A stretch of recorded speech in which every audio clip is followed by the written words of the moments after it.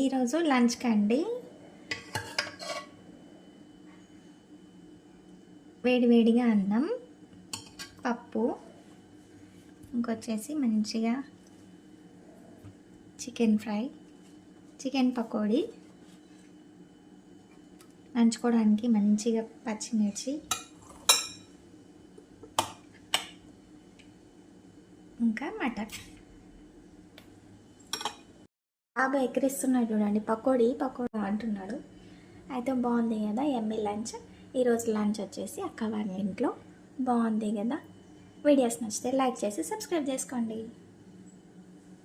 స్నాక్కి నిన్న మిగిలింది కదండి పిజ్జా, అదైతే వేడి చేసుకున్నాము. చాలా అంటే చాలా టేస్టీగా ఉంది. ఈరోజు డిన్నర్లోకి అండి ఎల్లో మటన్, ఇది రసము, వేడివేడిగా రైస్.